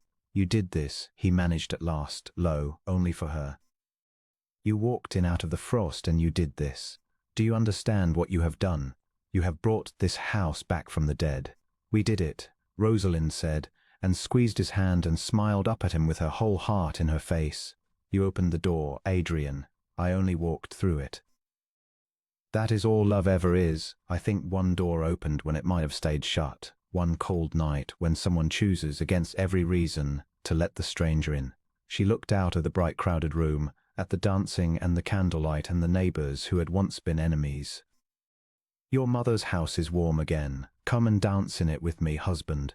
We have 30 years of cold to make up, and I mean to start tonight. And he danced with her. He who had not danced since he was a boy, who had taught his cold self to want nothing and need no one, danced the whole night through with his wife in his arms under his mother's chandelier, and if his steps were rusty, no one minded, least of all Rosalind, who laughed and set him right and held him close, and if once, turning her under the blazing crystal, he glanced up at the portrait above the far hearth of the dark laughing girl with the white roses, and found his eyes wet, she saw it, and understood, and only held his hand the tighter and said nothing at all, which was the greatest kindness of a great many she had done him.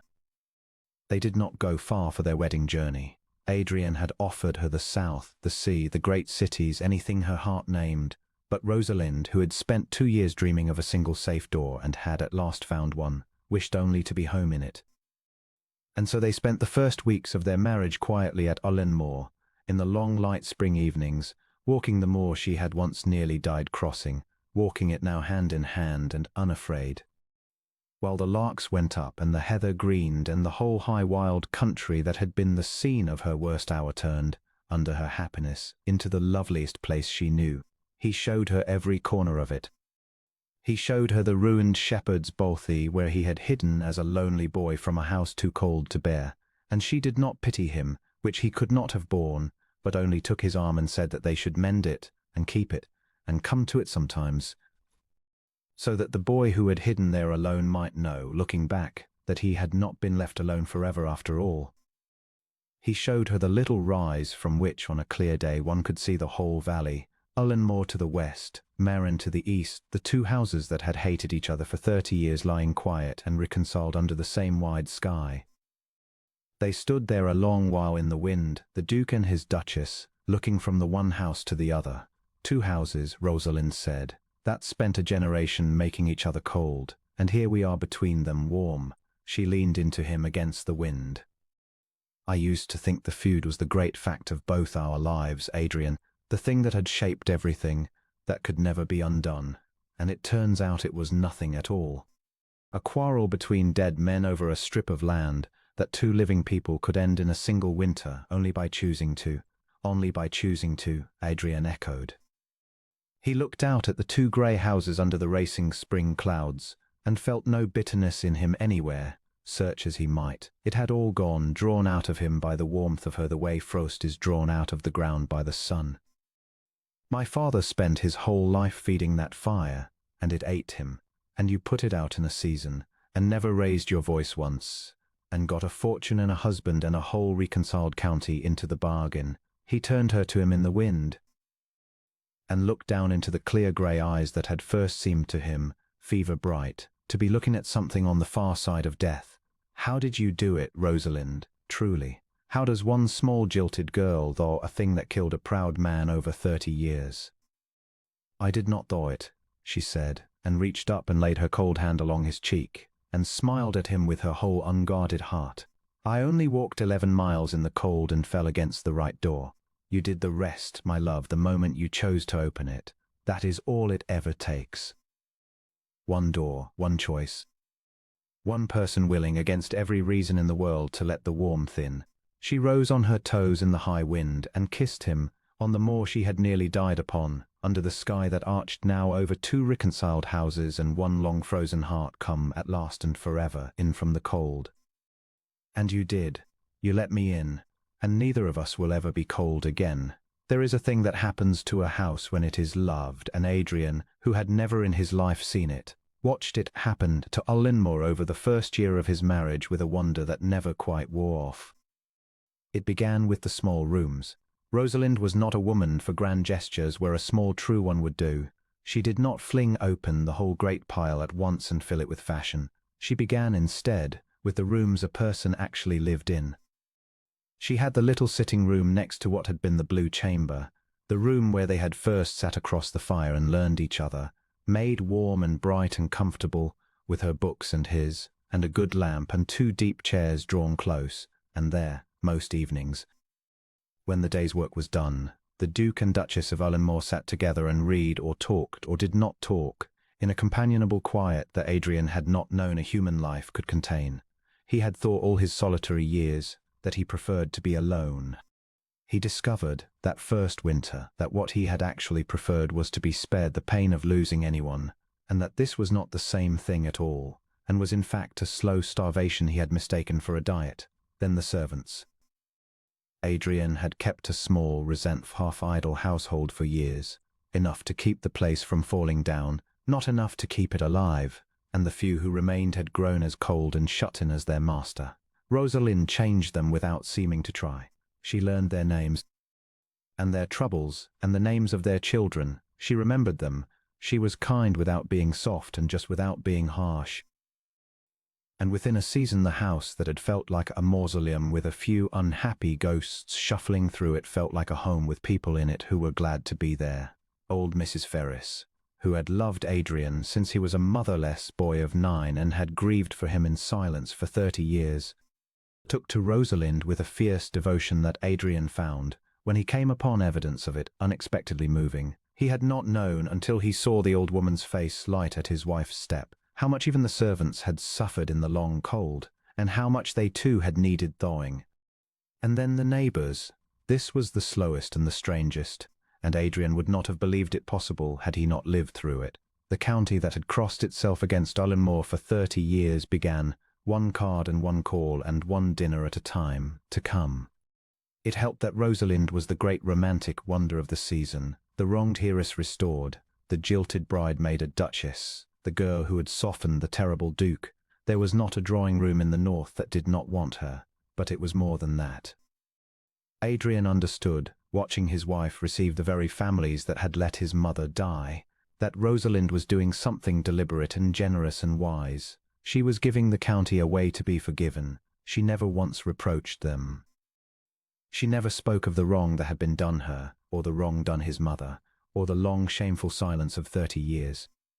She simply opened the door and lit the fire and let them in, and let them feel in the warmth of it exactly how cold they had helped to make it, and let them mend it by coming in the only way it could ever be mended. "You are cleverer than any general I ever read of," Adrian told her once, watching from the gallery as she charmed a roomful of the very people who had shunned his father. "You have taken a county that hated this house for 30 years and made it fall in love with it in one, and you have never once had to fight anyone at all. There was never anyone to fight," Rosalind said. "That is what your father never understood, poor man, and it cost him everything." They did not hate him, Adrian, not truly, not at the root.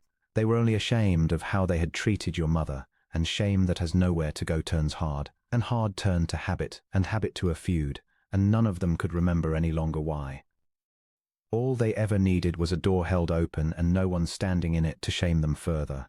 People are not so wicked as your father thought, most of them. They are only frightened and proud, and waiting as you were waiting, my love, behind your shut gate, for someone to come along and make it safe to be warm again. She slipped her hand into his. "I am very good at making it safe to be warm. I had a great deal of practice at wanting it." It was in the spring of that first married year, a full year to the season since she had fallen against his gate, that they went together to Meran.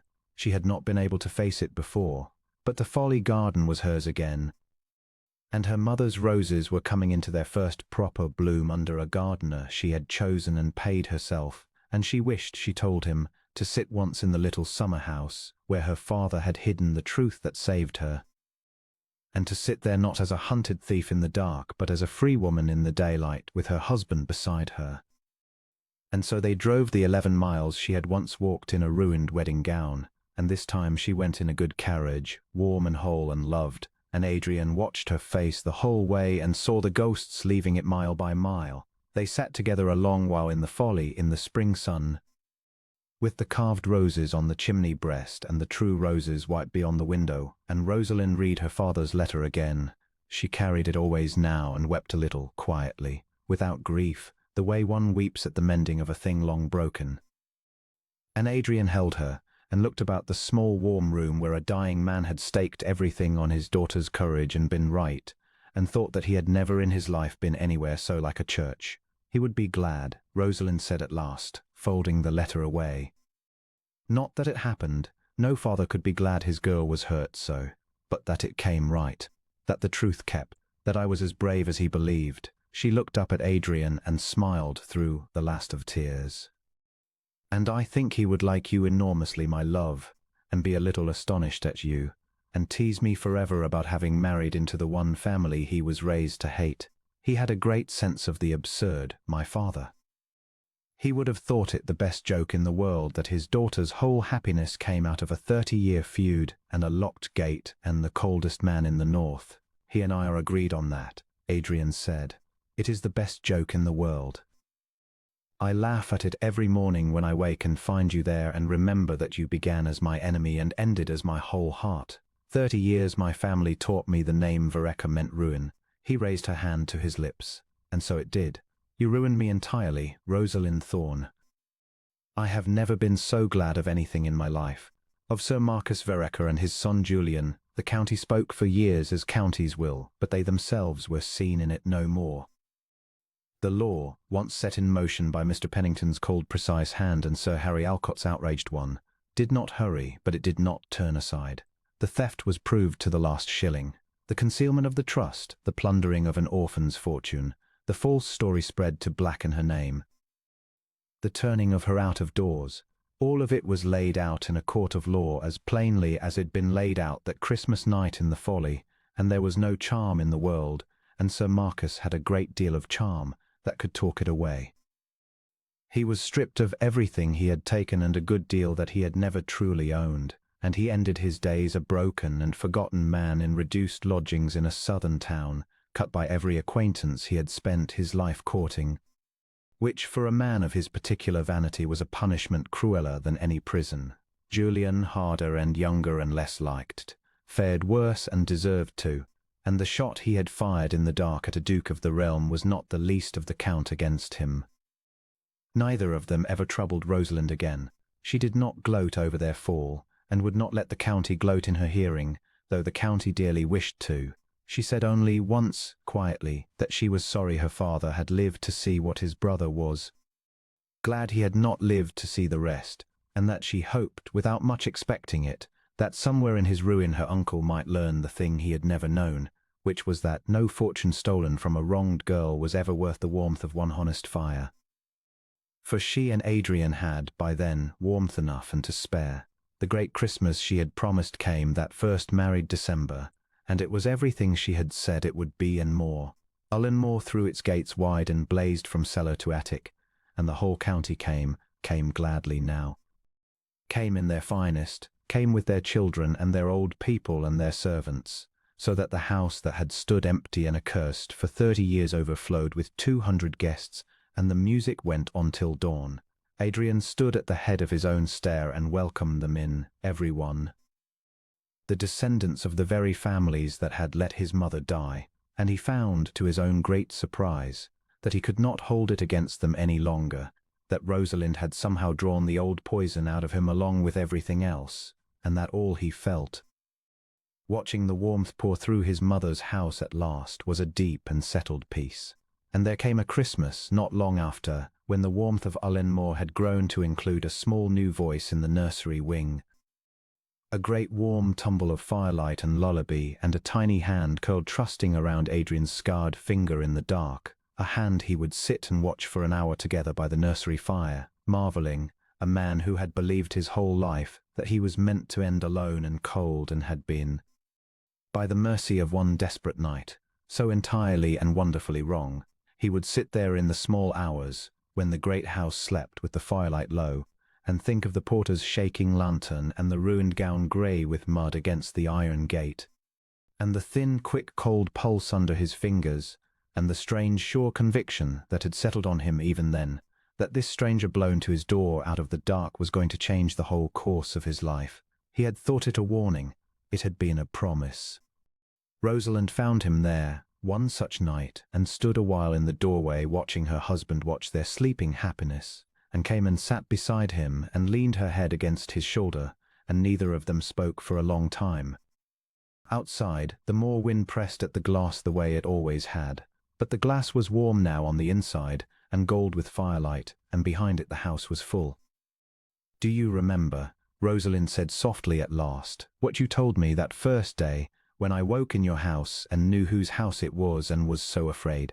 You said you would not turn a wronged woman out of your door to keep faith with a quarrel between dead men." "I have thought of it 1,000 times. It was the moment my whole life turned, Adrian, and you did not even know you were saying anything remarkable. You said it as though it were only common decency. It was only common decency, Adrian said. That is the whole of the strange thing, Rosalind. I did nothing so very great. A girl was freezing at my gate and I brought her in. Any decent man would have done as much. Any decent man, Rosalind agreed. But you had spent 30 years being taught you were not one, and half the county agreeing, and every reason under heaven, the feud, my name, your own long-guarded loneliness, to leave me in the cold. And you brought me in anyway. That is what I fell in love with, my darling. Not that it was hard, that you did it though everything had told you not to. She turned her face up to his in the firelight. The world is full of people who will do the kind thing when it costs them nothing. There are very few who will do it when it costs them the whole of their pride, and their peace, and their long safe solitude, and a 30-year grudge, all at once, for a stranger. You did. You opened the door. Adrian looked down at her. At the grey eyes he had first seen fever bright and unseeing, that saw him now more clearly and loved him better than anyone ever had or would. At the woman who had come to him ruined and jilted and hunted and named his enemy, and had turned out to be the saving of him. And he thought of the long cold house made warm, and the shut gates thrown open, and the county reconciled, and the old feud healed, and his mother's chandelier blazing, and the small hand curled around his finger. And he understood that every good thing in his life had come to him down that one drive, out of that one cold night, through that one door he had, against all reason, chosen to open. I would open it again, he said, 1,000 times, every cold night for the rest of my life. If it brought me you. He drew her close against his side, and they sat together in the firelit dark, the Duke of Ullenmoor and his Duchess, in the warm and living of a house that had been dead, while the moor wind blew itself out against the glass and could not, any longer, reach them at all. But it need not, he said, for you are already home, and you are staying, and I shall never again in my life be called. You saw to that, Rosalind, the night you fell against my gate. You brought the warmth in with you. And I mean to keep it and keep you and hold this door open to the world for all the rest of our days. And they did.